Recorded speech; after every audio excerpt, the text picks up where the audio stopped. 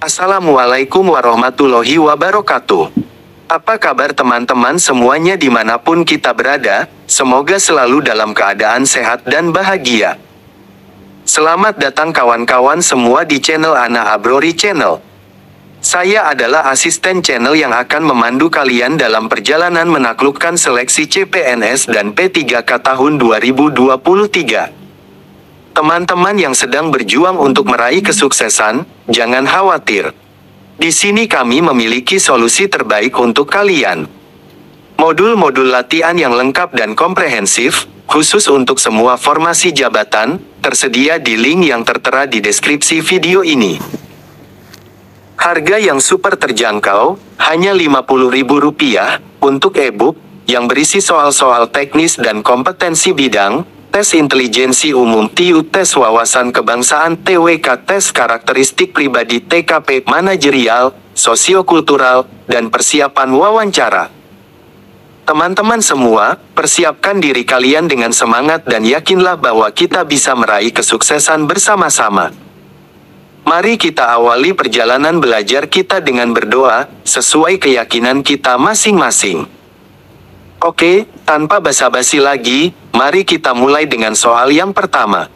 Kumpulan soal-soal terbaru HOTS dari setiap materi seleksi penerimaan calon pegawai negeri sipil dan pegawai pemerintah dengan perjanjian kerja 2023 bagi formasi jabatan pengendali dampak lingkungan.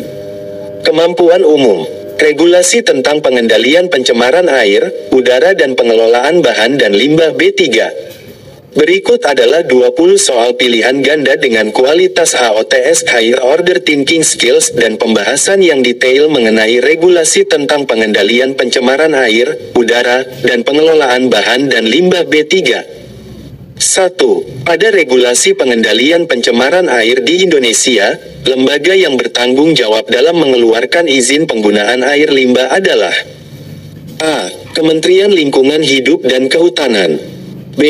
Kementerian Pekerjaan Umum dan Perumahan Rakyat. C. Badan Pengendalian Dampak Lingkungan. D. Kementerian Sumber Daya Air. Jawaban A. Pembahasan. Kementerian Lingkungan Hidup dan Kehutanan memiliki kewenangan untuk mengeluarkan izin penggunaan air limbah sebagai salah satu upaya dalam pengendalian pencemaran air.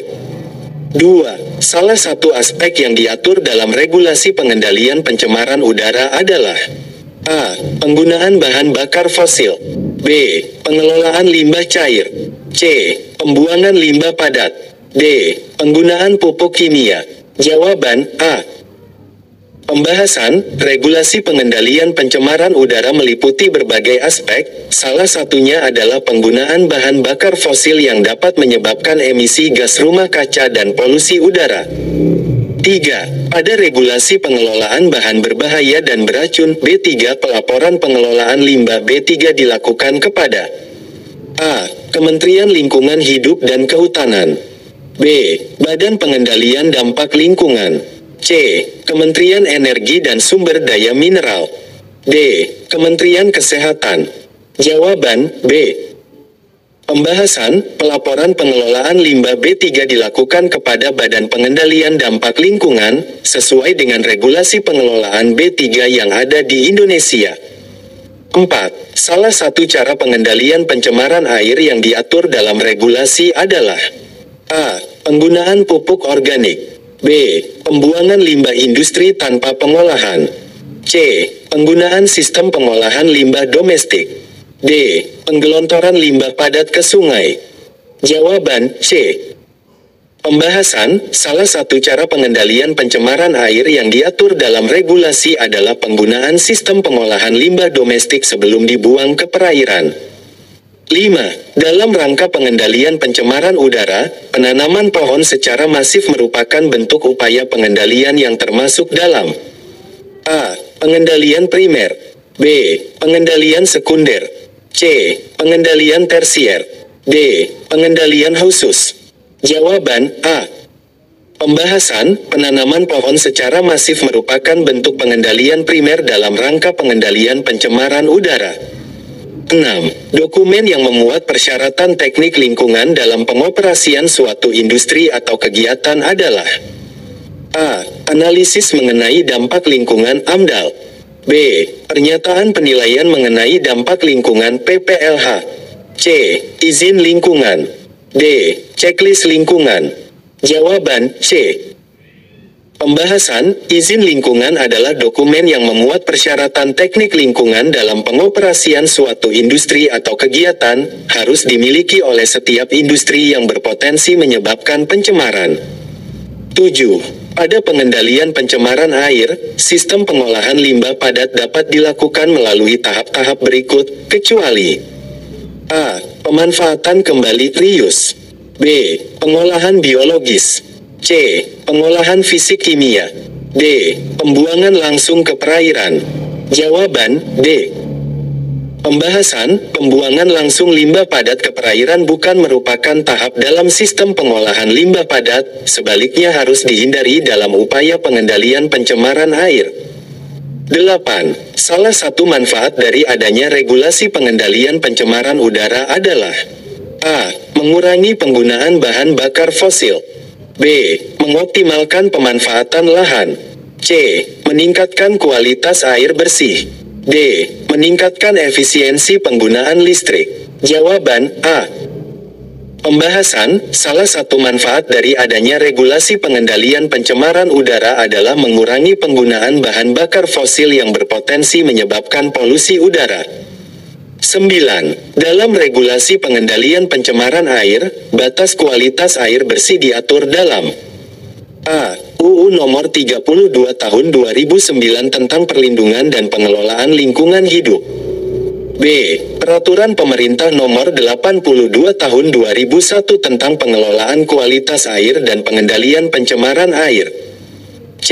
UU Nomor 23 Tahun 1997 tentang Pengelolaan Lingkungan Hidup. D. Peraturan Pemerintah Nomor 74 Tahun 2014 tentang Pengelolaan Limbah Bahan Berbahaya dan Beracun. Jawaban B. Pembahasan, batas kualitas air bersih diatur dalam Peraturan Pemerintah Nomor 82 Tahun 2001 tentang Pengelolaan Kualitas Air dan Pengendalian Pencemaran Air. 10. Salah satu tujuan dari regulasi pengelolaan bahan dan limbah B3 adalah A. Mencegah keracunan manusia. B. Mengurangi penggunaan lahan secara berlebihan. C. Meningkatkan efisiensi penggunaan energi. D. Meningkatkan produksi pertanian. Jawaban A. Pembahasan, salah satu tujuan dari regulasi pengelolaan bahan dan limbah B3 adalah mencegah terjadinya keracunan manusia akibat paparan bahan berbahaya dan beracun. 11. Dalam rangka pengendalian pencemaran udara, penggunaan teknologi ramah lingkungan pada industri termasuk dalam pengendalian A. Primer. B. Sekunder. C. Tersier. D. Khusus. Jawaban A. Pembahasan, penggunaan teknologi ramah lingkungan pada industri termasuk dalam pengendalian primer dalam rangka pengendalian pencemaran udara. 12. Salah satu sanksi yang diberlakukan dalam regulasi pengendalian pencemaran udara adalah A. Pembayaran kompensasi kerusakan lingkungan. B. Pembekuan izin usaha. C. Pengenalan teknologi hijau. D. Pemberian subsidi energi terbarukan. Jawaban B. Pembahasan, salah satu sanksi yang diberlakukan dalam regulasi pengendalian pencemaran udara adalah pembekuan izin usaha bagi industri yang tidak memenuhi standar emisi yang ditetapkan. 13. Pemerintah mengendalikan penggunaan dan pengelolaan bahan berbahaya dan beracun B3 melalui regulasi, salah satunya adalah A. UU Nomor 23 Tahun 1997 tentang Pengelolaan Lingkungan Hidup. B. UU Nomor 32 Tahun 2009 tentang Perlindungan dan Pengelolaan Lingkungan Hidup. C. Peraturan Pemerintah Nomor 74 Tahun 2014 tentang Pengelolaan Limbah Bahan Berbahaya dan Beracun. D. Peraturan Pemerintah Nomor 82 Tahun 2001 tentang Pengelolaan Kualitas Air dan Pengendalian Pencemaran Air. Jawaban C. Pembahasan, pengendalian penggunaan dan pengelolaan bahan berbahaya dan beracun B3 diatur dalam Peraturan Pemerintah Nomor 74 Tahun 2014 tentang pengelolaan limbah bahan berbahaya dan beracun. 14. Salah satu dampak negatif dari pencemaran udara terhadap lingkungan adalah A. Penurunan biodiversitas. B. Peningkatan produksi pangan. C. Pengembangan ekowisata. D. Penurunan suhu global. Jawaban A. Pembahasan, pencemaran udara dapat menyebabkan penurunan biodiversitas atau keanekaragaman hayati di lingkungan karena berdampak pada ekosistem dan organisme hidup. 15. Dalam regulasi pengendalian pencemaran air, jenis limbah yang terkategori sebagai limbah B3 adalah A. Limbah cair rumah tangga. B. Limbah cair industri non-B3. C. Limbah cair yang berasal dari sapi. D. Limbah cair yang mengandung zat kimia berbahaya. Jawaban D. Pembahasan, limbah cair yang mengandung zat kimia berbahaya seperti logam berat, pestisida, dan bahan beracun lainnya masuk dalam kategori limbah B3 sesuai dengan regulasi pengendalian pencemaran air. 16. Upaya pengendalian pencemaran air pada tingkat primer adalah A. Pemberian subsidi instalasi pengolahan air limbah. B. Penerapan teknologi pengolahan air limbah. C. Pemberantasan penambangan liar. D. Pemanfaatan kembali reuse air limbah. Jawaban D. Pembahasan, upaya pengendalian pencemaran air pada tingkat primer meliputi pemanfaatan kembali reuse air limbah, sehingga dapat mengurangi penggunaan air bersih. 17. Salah satu indikator pengendalian kualitas air adalah A. Kadar oksigen terlarut DO. B. Kandungan nitrogen dalam air. C. Tingkat keasaman pH air. D. Kekeruhan air. Jawaban A. Pembahasan, kadar oksigen terlarut DO merupakan salah satu indikator pengendalian kualitas air yang menunjukkan tingkat keberlanjutan kehidupan organisme di dalam air. 18. Dalam regulasi pengendalian pencemaran udara, pengawasan emisi dilakukan oleh A. Badan Pengendalian Dampak Lingkungan. B. Kementerian Energi dan Sumber Daya Mineral. C. Kementerian Pendidikan dan Kebudayaan. D. Badan Standarisasi Nasional. Jawaban A. Pembahasan, Badan Pengendalian Dampak Lingkungan memiliki peran dalam pengawasan emisi dalam rangka pengendalian pencemaran udara di Indonesia. 19.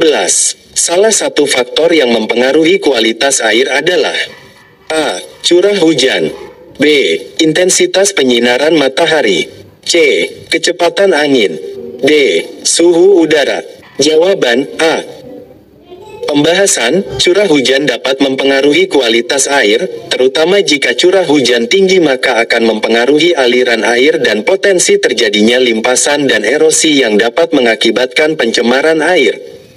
20. Dalam regulasi pengelolaan bahan dan limbah limbah B3 yang tidak dapat dimanfaatkan atau diolah lebih lanjut harus di A. Daur ulang. B. Dibuang ke sungai. C. Dikubur di lahan terdekat. D. Dibakar di tempat pembakaran langsung. Jawaban D.